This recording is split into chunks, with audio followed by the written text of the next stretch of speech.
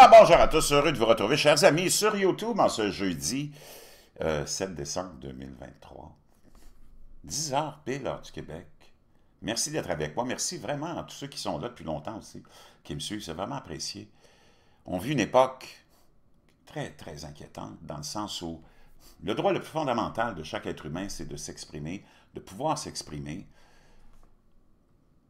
de pouvoir penser aussi, selon ses convictions, selon ses principes, et non pas de se faire ou de l'obliger à penser et de l'obliger à s'effacer pour devenir le porte-parole d'un groupe par la force. Et c'est ça qui est en train de se passer dans nos sociétés. Et c'est extrêmement, extrêmement troublant. Vous le voyez, ceux qui sont comme moi et vous, sur les réseaux sociaux, on marche sur des œufs. Tu dois faire attention à tout ce que tu dis. Si ça ne plaît pas, quand tu es d'un côté de l'allée, tu peux dire n'importe quoi, tu peux faire n'importe quoi, et ça dérange personne, et ça ne dérange pas les bureaux de la censure, parce que tu es de leur côté. Tant que tu es du bon côté, puis on te voit, les réseaux sociaux qui appartiennent à... Dans le fond, les grands propriétaires de ça sont les services de renseignement. C'est tout du monde anonyme, mais qui sont tes vrais patrons. C'est eux autres les vrais dirigeants du monde. Les politiciens sont des marionnettes. Les médias appartiennent à ces gens-là qui contrôlent le monde dans la noirceur, dans l'obscurité. Tu ne sais pas vraiment c'est qui. Tu as juste à penser à la DARPA, par exemple. OK? Beaucoup de gens peut-être se demandent ce qu'est la DARPA. Ben, la DARPA, ça a été créé par probablement un des plus horribles. Tu sais, c'est sûr que quand tu es d'un côté du monde, par exemple en Occident, tous les monstres, les dictateurs étaient tous ailleurs, n'étaient pas chez vous. Dwight D. Eisenhower, peut-être un des pires, ben ils sont tous pareils, là, mais c'est lui qui a fondé la DARPA en 1958, le 7 février, qui s'appelait à l'époque ARPA, Advanced Research Projects Agency. Donc ça vient de Wikipédia. La défense Advanced, parce que maintenant on l'appelle la DARPA, Research Projects Agency, est une agence de recherche et de développement du ministère de la Défense des États-Unis, chargée du développement de technologies émergentes destinées à l'armée. Initialement connue sous le nom de ARPA, l'agence a été créée le 7 février 1958 par Dwight D. Eisenhower, en réponse au lancement soviétique de Sputnik 1 en 1957, en collaborant avec des partenaires universitaires, industriels et gouvernementaux. La DARPA formule et exécute des projets de recherche et de développement visés à repousser les frontières de la technologie et de la science, souvent au-delà des besoins militaires immédiats. The Economist a qualifié la DARPA d'agence qui a façonné le monde moderne et a déclaré que le vaccin COVID de Moderna figure aux côtés des satellites météorologiques, du GPS, des drones, de la technologie furtive, des interfaces vocales, de l'ordinateur personnel et d'Internet sur la liste des innovations de la DARPA, pour laquelle la DARPA peut réclamer au moins un crédit partiel. Donc, elle avait son nez dans tout. La DARPA.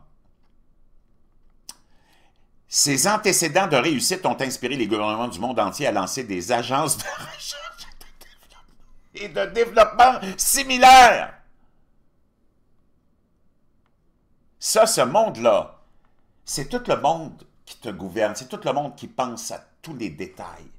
C'est tout le monde de l'industrie, c'est tout le monde de la manigance. Tu veux savoir qui est derrière, mais tu ne les connais pas, tu ne les connaîtras jamais, il n'y a pas de nom. Mais quand Eisenhower a créé ça, je pourrais dire que c'est le moment de l'histoire probablement, avec la création de l'ONU, naturellement, après la Deuxième Guerre mondiale, qui a mis en place le système que tu vois maintenant. Pense Internet dans les années 60, tu n'avais jamais entendu parler de ça, c'était déjà créé. L'ordinateur personnel, les satellites, les interfaces vocales, puis j'en passe et j'en passe, la technologie furtive. Donc, pourquoi je vous raconte ça?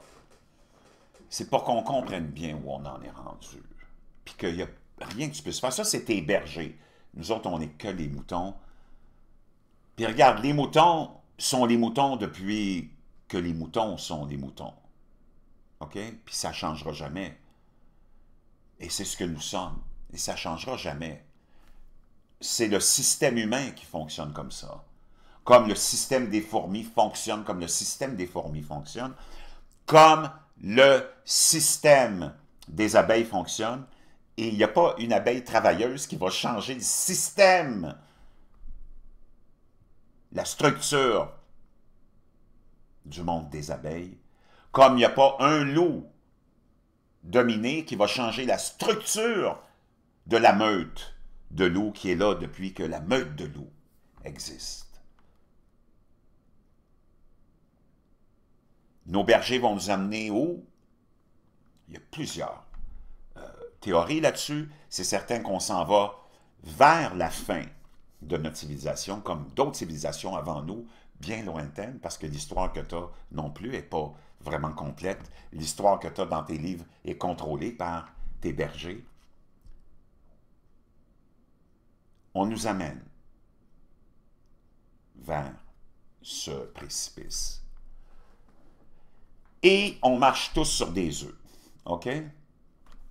Maintenant, juste avant que je saute au sujet principal, ce même monde-là, la DARPA, qui chapeaute toutes les autres agences, le Pentagone, la CIA, le FBI, ils sont tous chapeautés par ça, puis c'est tout le même monde qui sont à la tête de ça.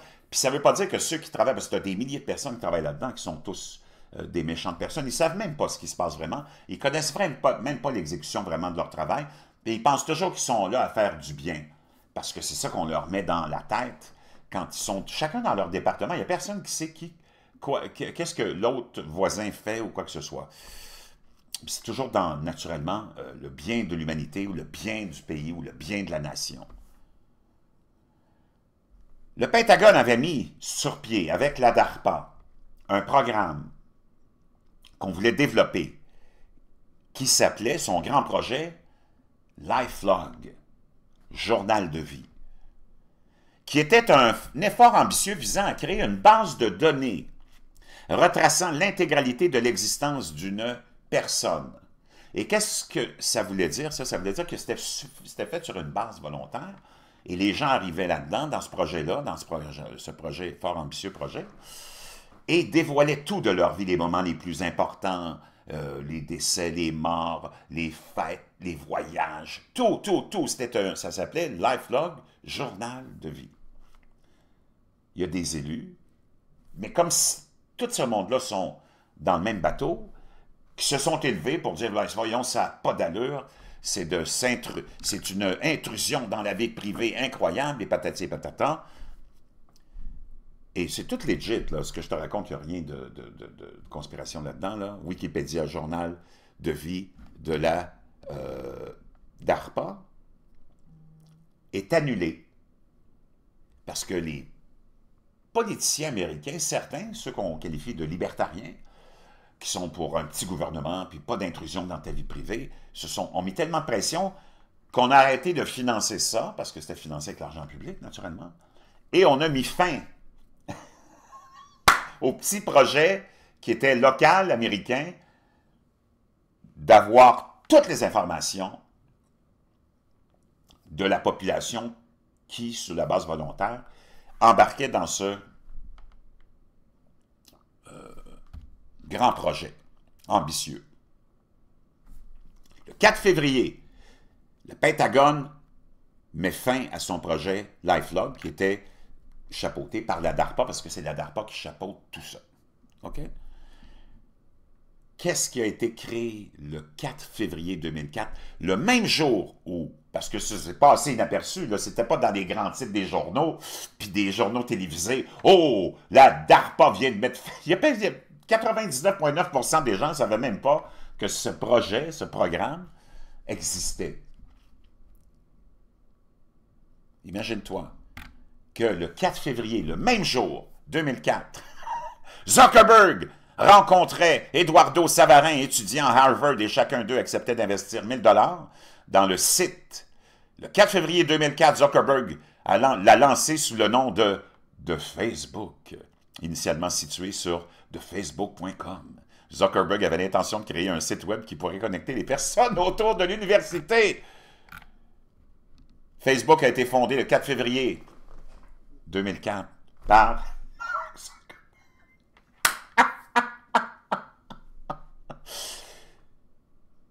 Et tu avais le LifeLog de DARPA qui était devenu mondial.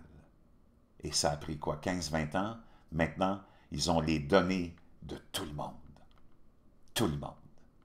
Et qu'est-ce qui est le plus important dans le projet que nos bergers ont de nous amener vers la fin de notre civilisation? C'est la base des données.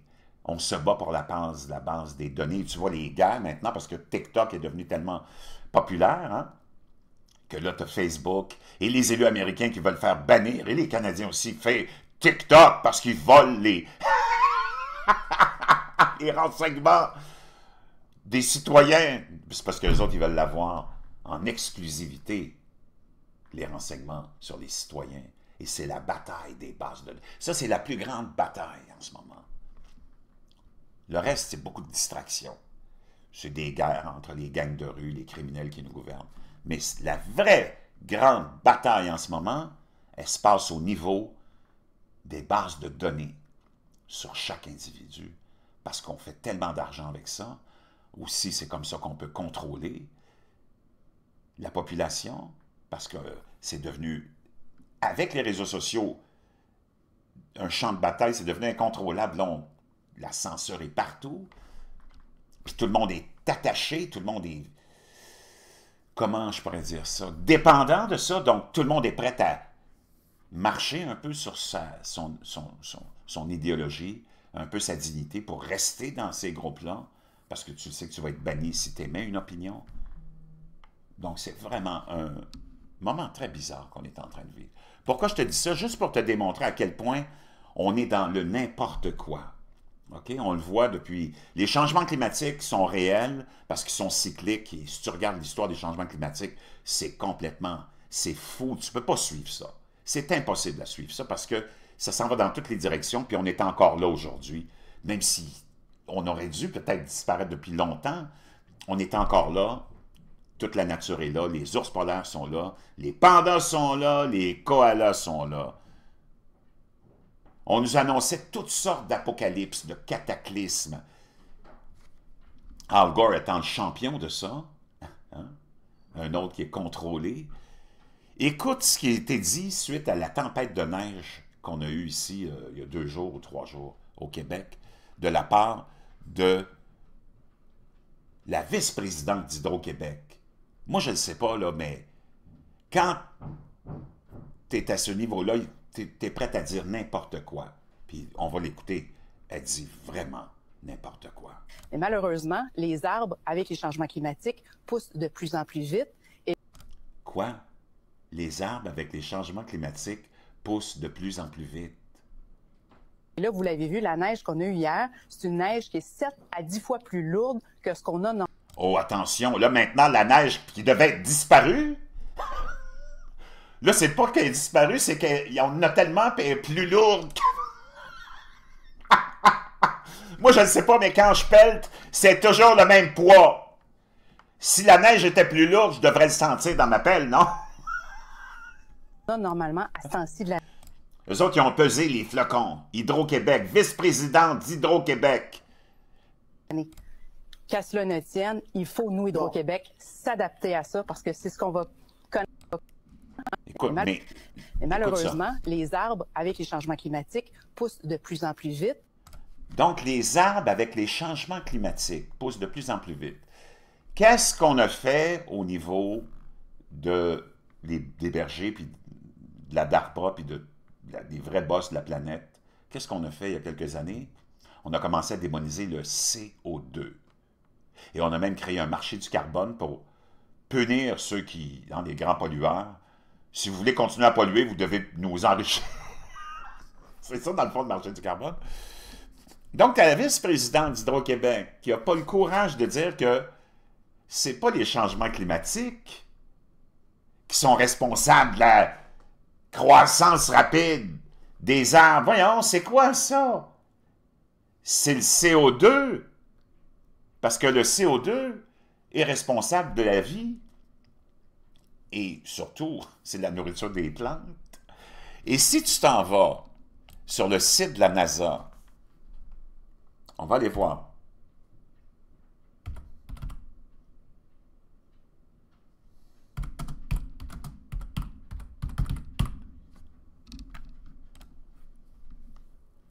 OK. La Terre est devenue, eh bien là, ils nous disent 5% plus verte en 20 ans. Au total, l'augmentation de la surface foliaire au cours des 2 dernières décennies, mais il y a des sites qui parlent de 15 à 20%. La superficie couverte par toutes les feuilles vertes de la Terre équivaut en moyenne à 32% de la superficie totale de la Terre. Blablabla. La fertilisation au dioxyde de carbone rend la Terre plus verte, selon une étude de la NASA. Ben moi, je ne sais pas. Le Svalbard, dans l'extrême arctique, par exemple, a connu une augmentation de 30% de sa verdure. Plus tu vas avoir de verdure, plus tu vas avoir d'arbres, plus tu vas avoir de CO2 qui vont être captés par les arbres.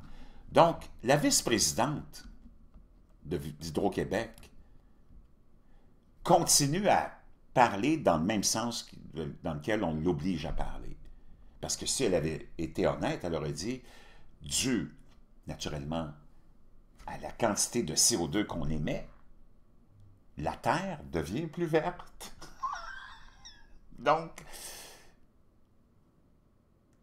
ça capte plus de CO2 en même temps. Moi, je ne sais pas, mais à un moment donné, on devient tellement mélangé, je ne sais plus. On ne sait plus où donner de la tête. Je voulais vous partager ça parce que, waouh, c'est tellement révélateur. Je vais aller prendre une pause, là. J'ai un cours de yoga, ça va me replacer les idées, mais quand tu penses à tout ça, tu te dis, waouh, qu'est-ce qu'on peut faire? Probablement pas grand-chose.